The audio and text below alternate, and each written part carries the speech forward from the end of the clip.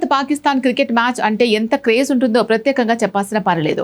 ఇరు దేశాల మధ్య ద్వైపాక్షిక సంబంధాలు దెబ్బతినడంతో కేవలం ఐసీసీ టోర్నీలు, ఆసియా కప్లో మాత్రమే భారత్ పాక్ తలపడుతున్నాయి. అయితే తాజాగా మరోసారి దాయాదుల పోరుకు సంబంధించిన స్కెడ్యూల్ విడుదలైంది.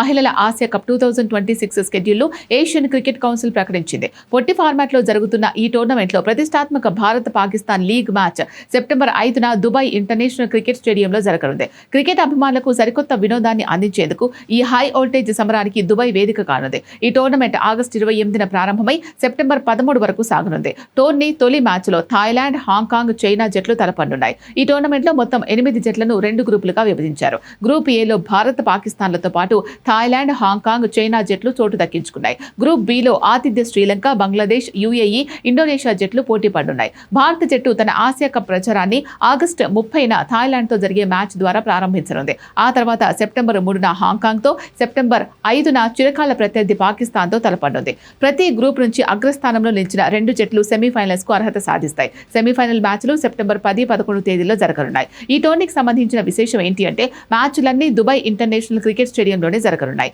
మహిళల ఆసియా కప్ ఇప్పటివరకు 9 సార్లు జరిగింది. ఇందులో టీమిండియాదే ఆధిపత్యం. భారత మహిళలు ఏకంగా 7 సార్లు టైటిల్ సాధించారు. బంగ్లాదేశ్, శ్రీలంక ఒక్కోసారి టైటిల్ నెగ్గాయి. పాకిస్తాన్ మాత్రం ఒక్కసారి కూడా విజేతగా నిలవలేకపోయింది. ఆ జట్లు 2 సార్లు భారత్ చేతిలో ఫైనల్లో పరాజయం పాలైంది. ఇటీవల టీ20 ప్రపంచ కప్లో సెమీస్ చేరకుండానే నిష్క్రమించిన భారత్ ఆసియా కప్లో తన ఆధిపత్యం కొనసాగించాలని ఎదురు చూస్తోంది.